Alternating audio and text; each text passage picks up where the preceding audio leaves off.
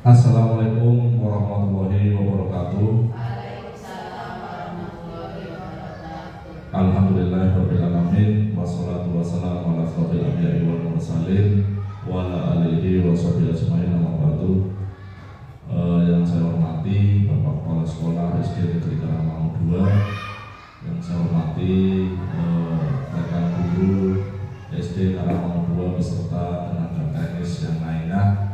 Pertama, marilah kita panjatkan puja dan puji syukur Allah Subhanahu wa taala yang mana alhamdulillahirabbil alamin pada pagi hari ini kita bisa bertemu bersama di ruang belajar kaitannya dengan kegiatan positif tugas dari program guru penggerak modul 1 4. Salawat serta salam tetap kita curahkan kepada junjungan kita Nabi besar Muhammad SAW, karena dengan kita memperbanyak salawat, insyaallah di kiamat mendapat syafaatnya. Amin ya rabbal alamin. Bapak-bapak, ibu-ibu yang saya hormati, pertama saya ucapkan banyak terima kasih kepada Bapak Kepala Sekolah dan Dewan Guru SD Negeri Karangmangu 2 yang sudah bersama-sama ikut berpartisipasi tentang kegiatan diseminasi atau presentasi terkait dengan budaya positif di SD Negeri Karangmangu 2. Langsung saja sebelum pembelajaran dimulai, diseminasi dimulai terkait dengan budaya positif, ya Bapak Ibu yang saya hormati, sebelum pembelajaran dimulai biasanya panjenengan melakukan refleksi dan melakukan kegiatan budaya positif. Kira-kira ada gambaran seperti apa budaya positif yang panjenengan laksanakan? Ya, Bu Oka. Ya, bagus. Terkait dengan kegiatan salam senyum sapa, itu termasuk kegiatan positif. Pembiasaan setiap pagi melaksanakan rutinitas Asmaul Husna, itu juga kegiatan positif. Ya, terkait dengan kegiatan positif diseminasi modul 1-4 budaya positif, kami memilih SD sendiri, SD Negeri Karangmangu 2, Kecamatan Taruh, Kabupaten Tegal, tahun 2004, menyebarkan pemahaman dan penerapan pengalaman disiplin positif. Ya, disiplin positif berarti peraturan-peraturan yang baik untuk sekolah. Ya, terkait dengan disiplin yang ada di SD Negeri Karangmangu 2 banyak, ya, termasuk kegiatan sholat berjamaah, sholat duha, terus kegiatan-kegiatan yang lain termasuk kegiatan PHBI, peringatan Hari Besar Islam, ya, yang sudah kita terapkan di SD Negeri Karangmangu 2, tinggal kita nanti jalankan bersama-sama. Adapun tujuan pendidikan menurut Ki Hajar Dewantara, yaitu pendidikan adalah menuntun segala kodrat yang ada pada anak agar mereka dapat mencapai keselamatan dan kebahagiaan yang setinggi-tingginya, baik sebagai manusia maupun sebagai anggota masyarakat. Oleh sebab itu, pendidik itu hanya dapat menuntun tumbuh atau hidupnya kekuatan kodrat yang ada pada anak-anak agar dapat memperbaiki lakunya, bukan dasarnya hidup dan tumbuhnya kekuatan kodrat anak. Ya, sehingga menurut Ki Hajar Dewantara itu pendidikan itu penting sekali. Ya, yang saya alami dan mungkin kita semua alami, yaitu dari dulu sebelum mengenal pendidikan Ki Hajar Dewantara, kita guru selalu menuntut anak, ya, menuntut anak supaya anak itu melakukan tindakan disiplin. Ya, kadang kita tidak sadar, ya, anak disuruh disiplin, menuntut anak suruh belajar, menuntut anak supaya bisa. Ya, menurut Ki Hajar Dewantara tidak harus menuntun. Ya, kita menuntun sesuai dengan kodrat alam dan kodrat zaman.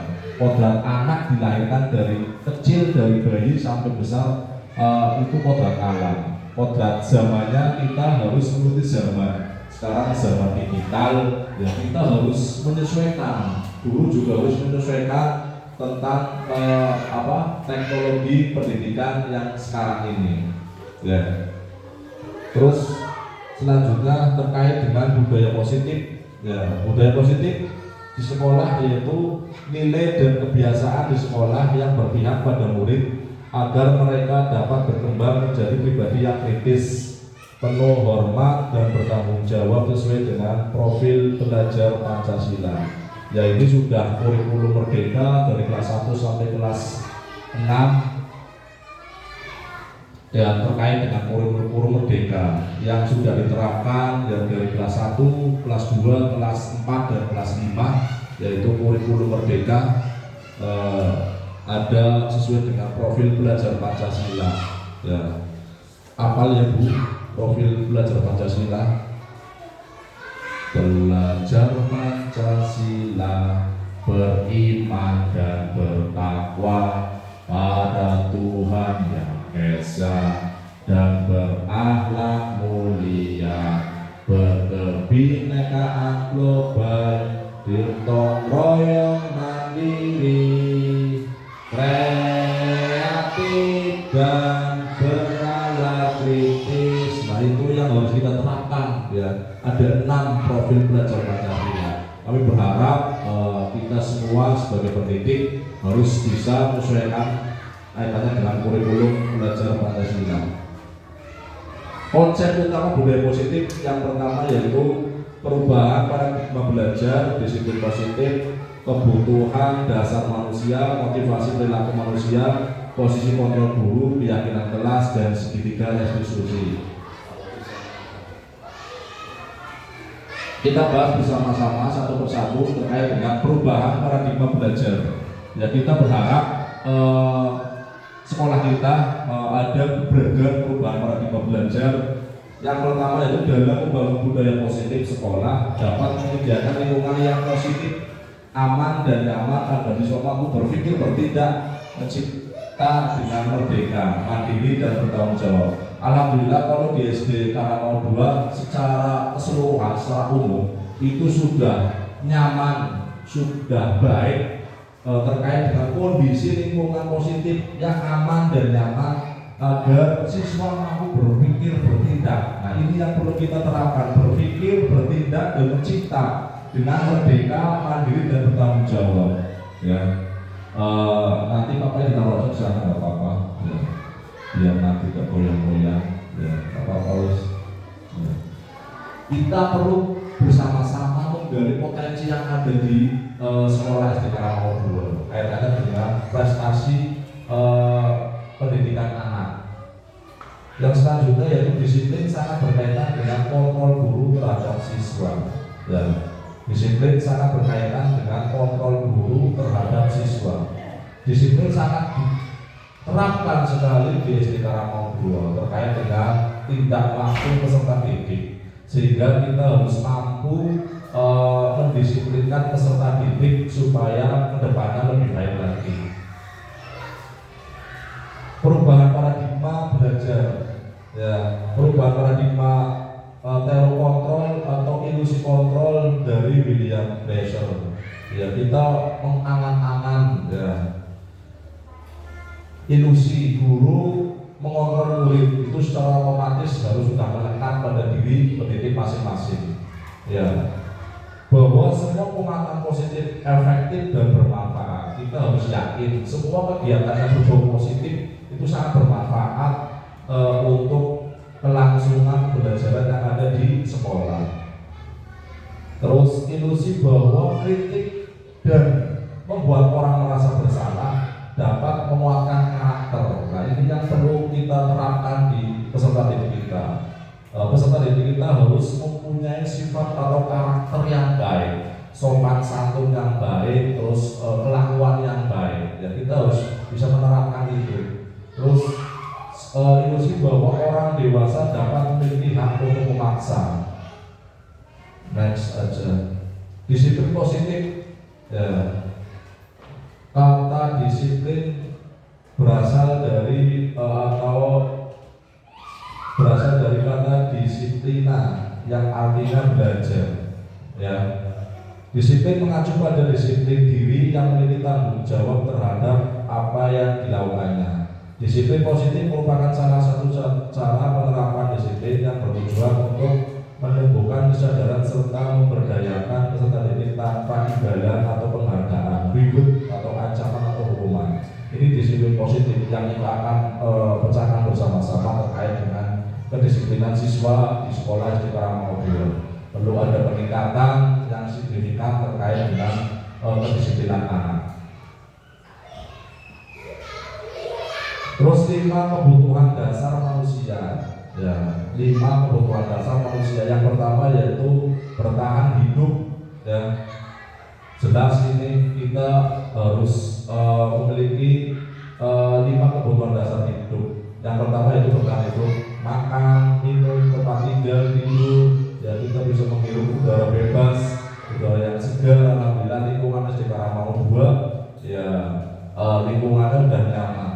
Terus kebutuhan yang lainnya yaitu kita juga harus bisa mendapatkan kasih sayang dan merasa diterima. Ya, itu harus kita terapkan kepada putra putri didik kita. Guru sebagai guru pendidik memiliki rasa kasih sayang dan merasa diterima semuanya, tidak membedakan antara siswa yang satu dengan lainnya. Penguasaan atau kebutuhan pengakuan atas kemampuan peserta didik di sini ya. Ya berarti anak juga merasa harus seorang guru itu memiliki rasa penguasaan. Berarti terkait dengan prestasi yang dicapai oleh peserta didik itu ada pengakuan dari seorang guru. Ya, terus kebebasan, kebutuhan akan pilihan. Ya, anak yang pertama itu masuk kelas itu harus ada kebebasan, tidak terpacu kegiatan dengan tugas-tugas yang menumpuk sehingga anak itu tidak memiliki rasa kebebasan yang ada. Terus kesenangan, ya peserta didik mampu untuk berangkat sekolah itu merasa senang, tidak ada beban terkait dengan pembelajaran yang disampaikan oleh guru. Terus motivasi perilaku manusia ada 2 yaitu motivasi eksternal atau ekstrinsik dan motivasi intrinsik atau internal. Untuk motivasi eksternal yaitu motivasi perilaku manusia untuk menghindari ketidaknyamanan atau hukuman. Yang kedua untuk mendapatkan imbalan atau penghargaan dari orang lain. Kalau motivasi internal yaitu untuk menjadi orang yang menghargai diri sendiri dengan nilai-nilai kebajikan universal yang diyakini dan dihargai. Lanjut aja.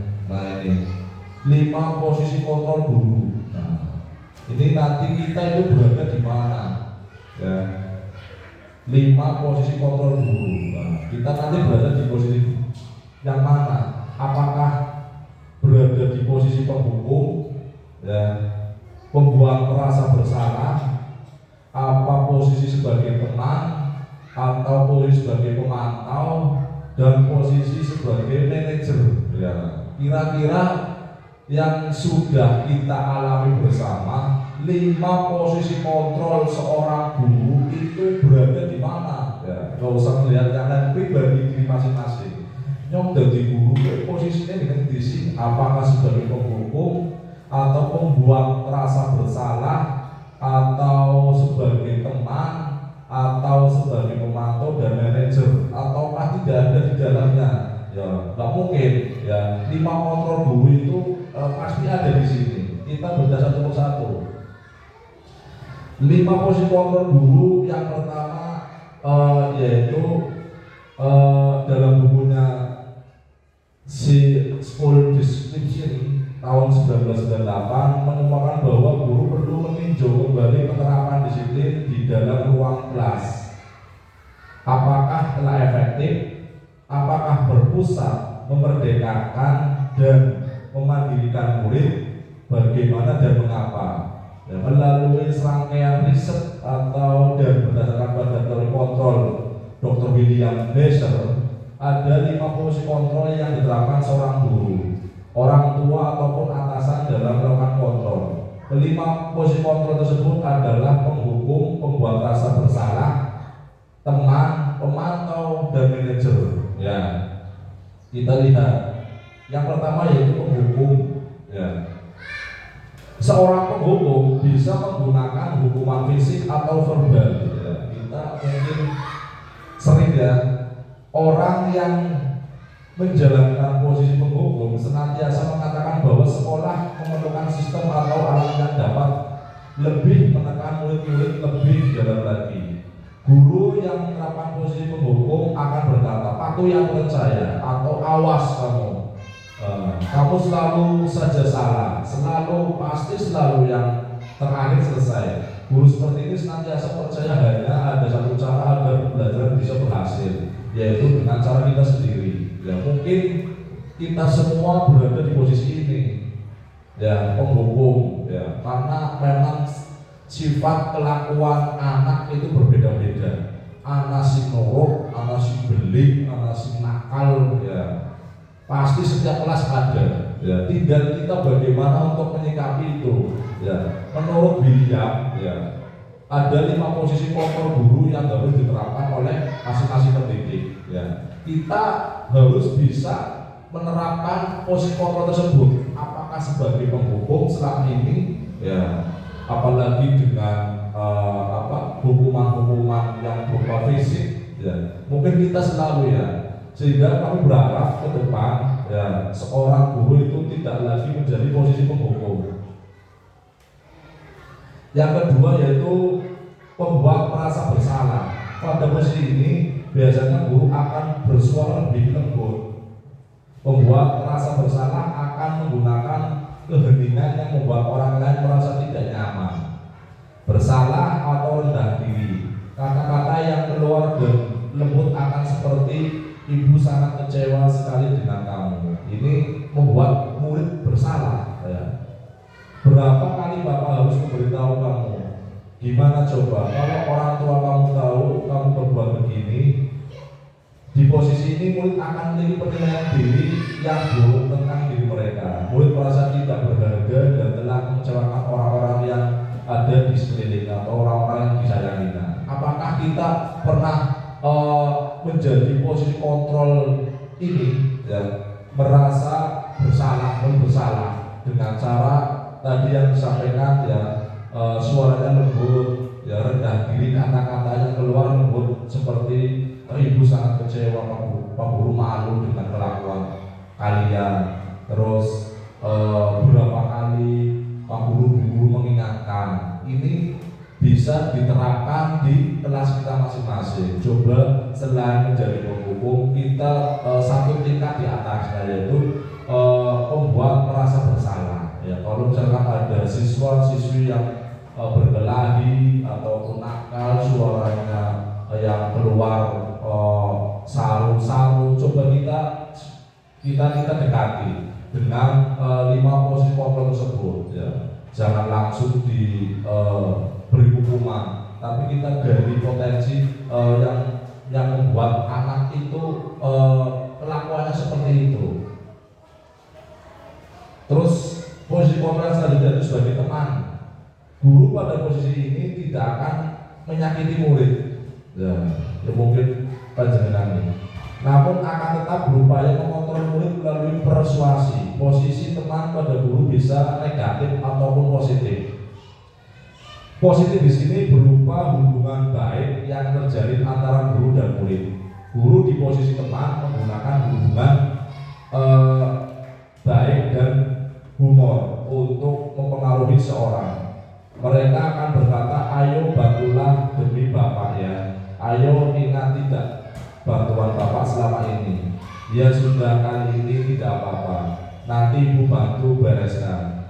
Hal negatif dari posisi teman adalah bila suatu saat guru tersebut tidak membantu, maka murid akan kecewa dan berkata, "Saya pikir Bapak atau Ibu teman saya." Murid merasa dikecewakan dan tidak mau lagi berusaha. Hal lain yang mungkin timbul adalah murid hanya akan berpindah untuk guru-guru tertentu dan tidak untuk guru lainnya. Murid akan tergantung pada guru tersebut. Nah, posisi kontrol guru untuk teman adalah itu sangat diperlukan untuk kita semua. Ya, kadang di kelas kita ya satu rombongan atau rombongan belajar kelas itu biasanya siswa akan nurut dengan guru kelasnya masing-masing, ya. Sehingga perlu ada penanaman terkait dengan posisi kontrol seorang guru sebagai teman, ya.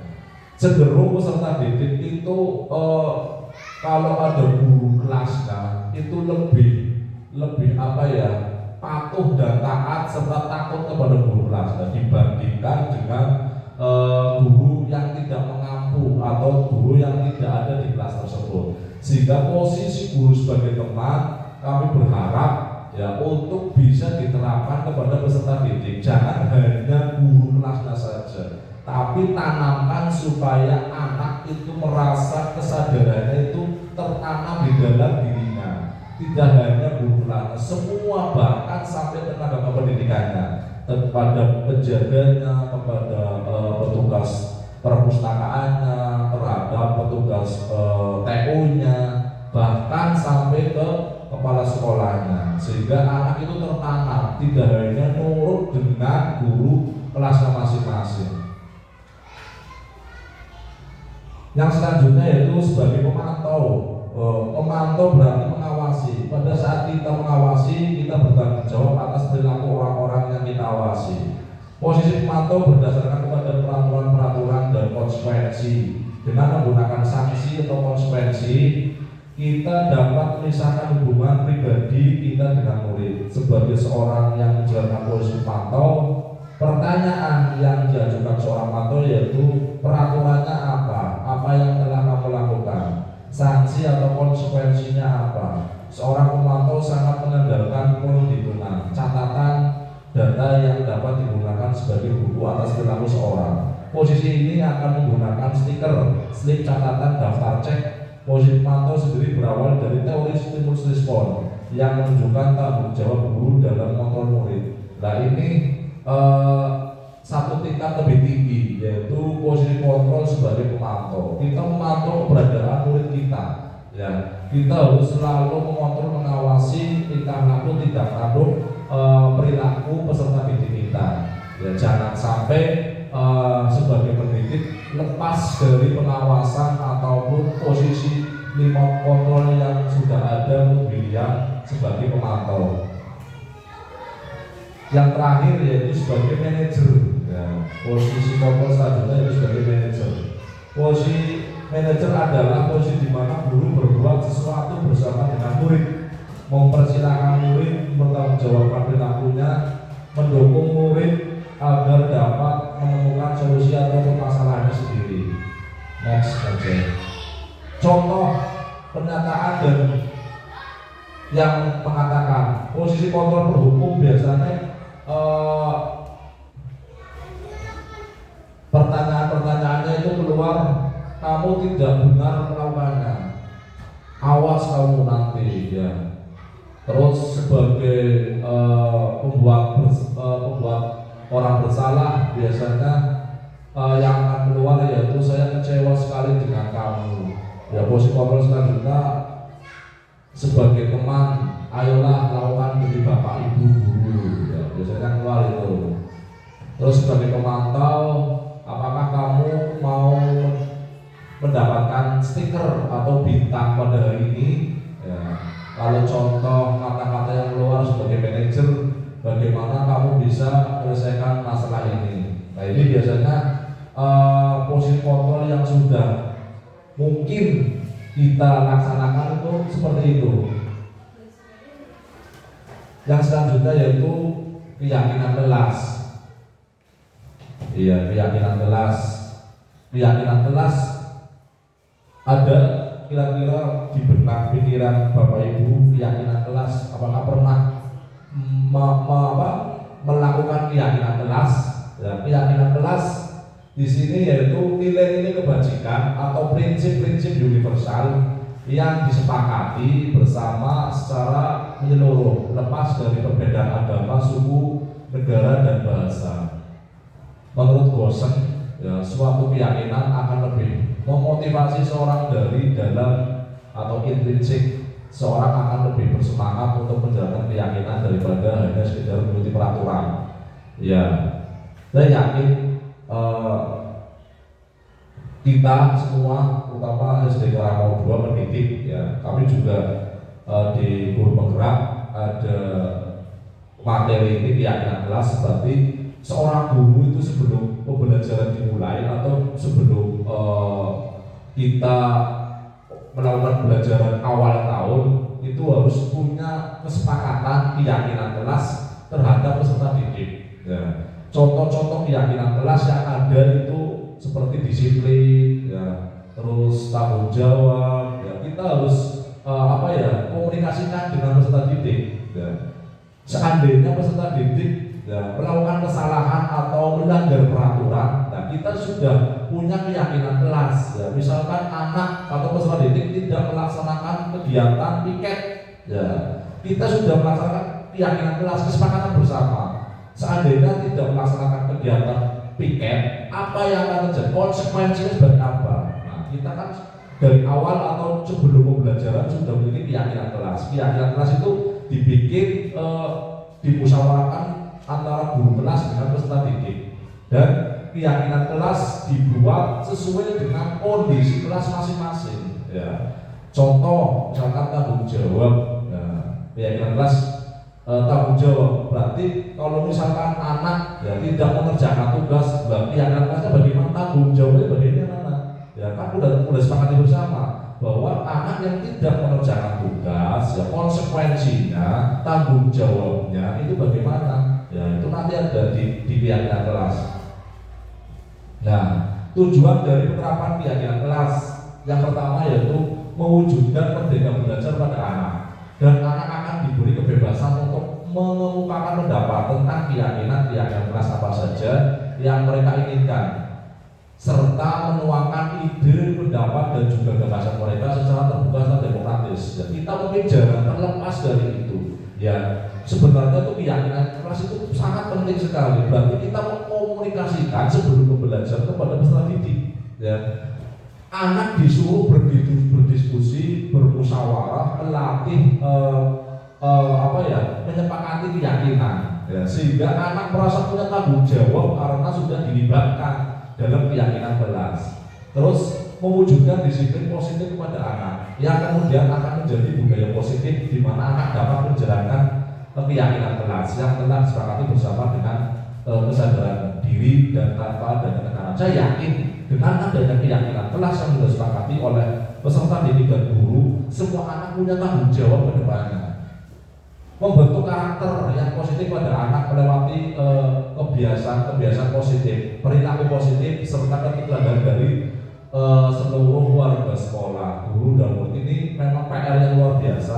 Ya, ini ada unsur-unsur yang terlibat atau stakeholder yang terlibat, terutama kepala sekolah dan orang tua siswa.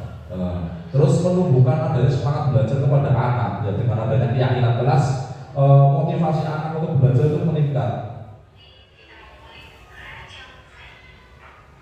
Pembentukan keyakinan kelas ini bersifat abstrak menyeluruh, berarti antara siswa dengan guru, pernyataan benar, pernyataan positif, sedikit saja agar mudah diingat, nggak usah banyak-banyak, sesuai dengan kondisi kelas yang tadi yang sampaikan. Semua warga sekolah atau warga kelas dilibatkan dalam membuat keyakinan kelas. Ya, macam-macam keyakinan kelas. Ya, ini yang saya ambil yaitu disiplin yang pertama. Dari yang telah dikemukakan, murid-murid memang menginginkan adanya disiplin waktu atau ketepatan waktu, tidak terlambat untuk datang, disiplin dalam berseragam, serta disiplin dalam melaksanakan satu tugas atau kegiatan kelas. Nah, ini contoh keyakinan kelas disiplin. Ya, kita bersama peserta didik, beserta anak, beserta siswa itu menyepakati keyakinan kelas yang pertama disiplin. Ya, disiplin dalam artian peraturan-peraturan yang melekat kepada peserta didik. Ya, berarti kalau misalkan peserta didik tidak menjalankan disiplin atau tata tertib yang sudah disepakati bersama, itu nanti peserta didik akan melihat ini. Oh, saya tidak pakai sepatu, berarti saya disiplinnya kurang. Oh, saya terlambat, berarti saya pada keyakinan kelas itu merasa bersalah, kesepakatan bersama, saya terlambat. Ya, ini ya disiplin. Terus saling menghormati dan menyayangi ini penting. Ya, disiplin kelas penting. Terutama ini, saling menghormati dan menyayangi. Anak-anak juga menginginkan untuk dapat menjaga kerukunan, menghormati guru dan saling menyayangi antar teman. Juga menyayangi semua guru, bekerja sama terhadap teman, saling menghargai dan membiasakan untuk sapa, senyum, salam, sopan dan santun. Ini sudah. Tinggal bagaimana peserta didik itu saling menghormati kepada peserta yang lain. Biasanya satu kelas itu ya geng-gengan, yang kadang musuh-musuhan, kadang bully-bulian. Ini yang harus kita hindari. Kalau bisa guru sudah melaksanakan kegiatan keyakinan kelas, saling menghormati dan menyayangi. Ya. Ini biasanya satu kelas saja itu pasti yang namanya tukaran pasti. Ya, ini perlu ada keyakinan kelas, kesepakatan bersama antara siswa dengan guru untuk mengurangi hal-hal yang tidak diinginkan. Mandiri, nah, ini biasanya berlaku pada siswa atau murid atau kelas rendah. Kelas rendah kurikulum merdeka apa ya? Fase A ya. Fase A biasanya kelas berapa? 1, 2 ya. Dua kelas ya fase A ya. Fase A berarti kelas 1, 2. Fase B 3, 4 dan fase C 5, 6 ya.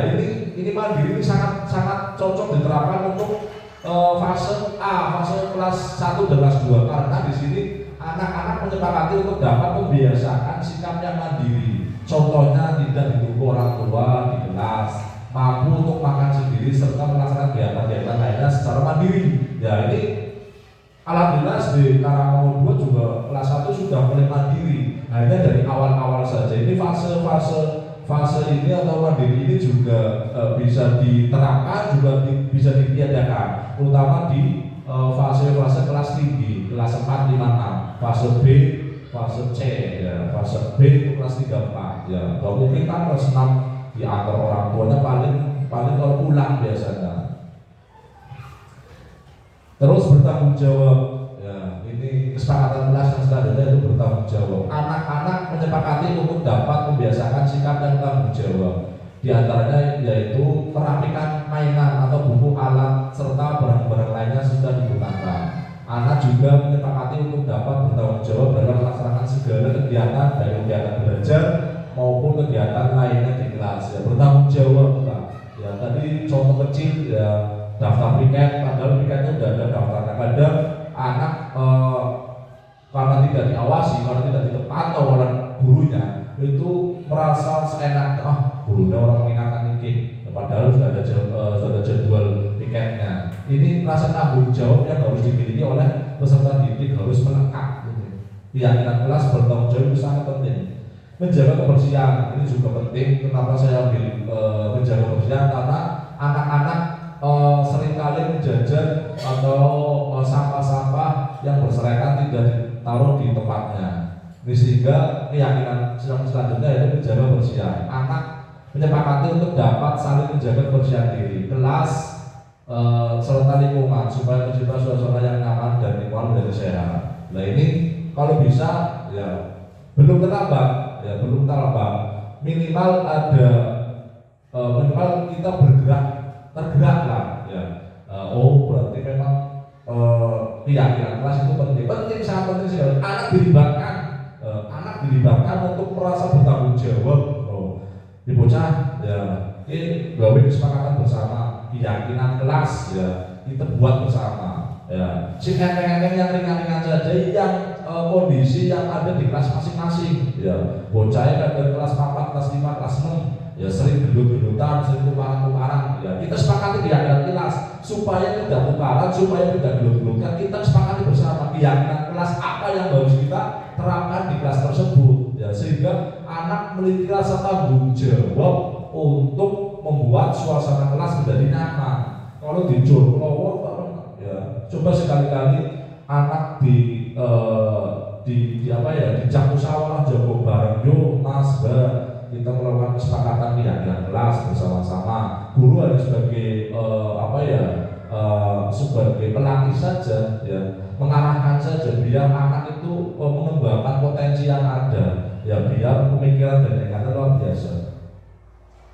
Nah ini juga perlu di minimal ada poster lah ya, peraturan kelas ya. Peraturan kelas itu dasarnya keyakinan kelas ya. Terus keyakinan kelas dasarnya lingkungan positif. Lingkungan positif dasarnya budaya positif. Berarti budaya positif menjadi lingkungan positif, menjadi keyakinan kelas, dan menjadi peraturan kelas. Nah, selama ini pernahkah Bapak Ibu melaksanakan peraturan kelas? Pernah ya? Kalau tidak berangkat harus izin ya. Sekarang nggak izin tapi lewatnya WA, tidak ada bukti fisiknya. Ini yang kadang susah ya untuk apa sih sebagai bukti. Sekarang dimudahkan kalau orang tua kayak tidak ada apa ya, rasa pedulinya. Iya, harus dia berpak, maaf, tidak masuk izin anak sakit gampang, enak tuh. Kalau dulu kan harus tulis surat. Ya. Ini memang apa ya, segi positif dan negatif pasti ada. Ya, orang tua itu merasa apa ya, gampang kayaknya.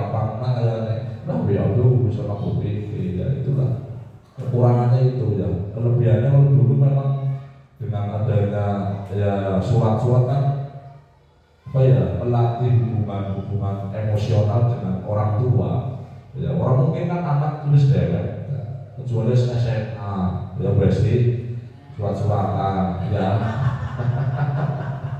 Kemudian aslinya kan kemudian ya, iya model sekolah benar-benar memang alami ya. Sekarang ya dengan adanya teknologi, dengan adanya teknologi yang canggih, malah kadang segi negatifnya sangat banyak. Ya positifnya banyak, cuman kalau kita bisa menerapkan ya banyak positifnya. Kalau bisa kami berharap budaya positif aku malu jika ini ditempel di masing-masing kelas ini, biar anak ini malu melihat, yang melihat pasti membaca, yang membaca pasti ada daya nalarnya, dan nalarnya itu ada otak motoriknya itu pasti bekerja.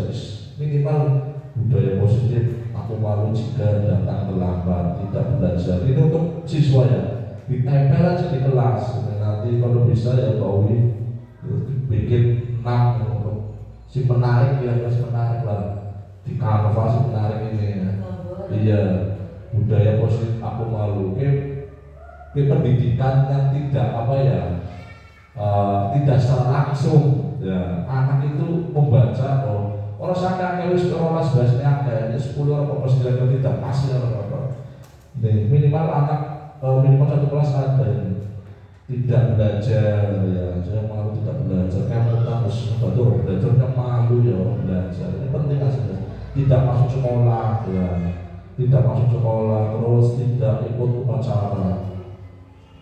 Next, masih banyak. Nah, segitiga restitusi ya, ini segitiga restitusi saya juga baru ya, dalam artian setelah mengikuti pendidikan guru bergerak banyak sekali terkait dengan materi-materi yang bisa ditularkan minimal kepada rekan sejawat atau teman-teman guru. Ya, ini permasalahan-permasalahan yang ada di lingkungan sekolah itu kalau menurut pendidikan guru penggerak ya, saya diskusi dengan fasilitator sama pengajar prakteknya, tidak semuanya bisa diselesaikan dengan segitiga restitusi Pak. Soalnya teori dengan praktek beda.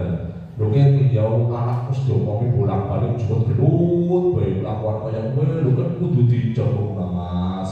Sampai beri masalah apa sih? Dia bisa melakukan kayak gue sih. Itu kalau menurut segitiga restitusi gitu, dicari permasalahannya, akar permasalahannya. Kalau di lapangan kan enggak, ya praktek di lapangan kadang tidak sesuai dengan teori. Ya kan bolak-balik ngomong, bocah beli ngomong sama orang ahli siapa? Ngomong selakoni delok soalnya ya, terus diulangi setiap hari. Ya, lu kan dia harus terapkan restitusi. Ya next, nah ini ya sudah terjadi. Berarti permasalahan-permasalahan yang ada ini menurut pendidikan guru penggerak itu harus tahapan-tahapan. Yang pertama yaitu validasi tindakan yang salah.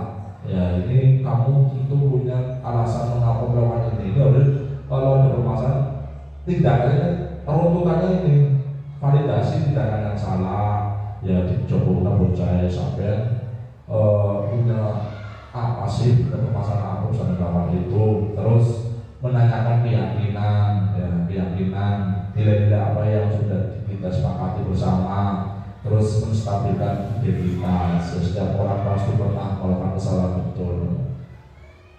Ya, terima kasih, alhamdulillah ya, alhamdulillah kegiatan destinasi terkait dengan budaya positif sudah saya lakukan. Kami berharap semua rekan guru SD Karangmangu 2 bisa menerapkan kegiatan budaya positif yang sudah berjalan ataupun yang belum berjalan. Kami berharap semua guru dan lingkungan sekolah, kepala sekolah, siswa dan orang tua siswa bekerja bersama-sama untuk kegiatan budaya positif atau lingkungan belajar yang nyaman, aman, serta memerdekakan peserta didik. Mungkin hanya itu yang bisa kami sampaikan sebelum kami tutup. Apakah ada pertanyaan, Bu Esti? Terima kasih. Ya kalau nanti tidak ada, sekali lagi saya ucapkan banyak terima kasih kepada Bapak Ibu guru yang sudah mengikuti diseminasi budaya positif yang saya sampaikan. Kurang lebihnya mohon maaf, barangkali dalam penyampaian atau barangkali dalam presentasi kami kurang pas, kami mohon maaf yang sebesar-besarnya. Billahi taufiq wal hidayah. Assalamualaikum warahmatullahi wabarakatuh.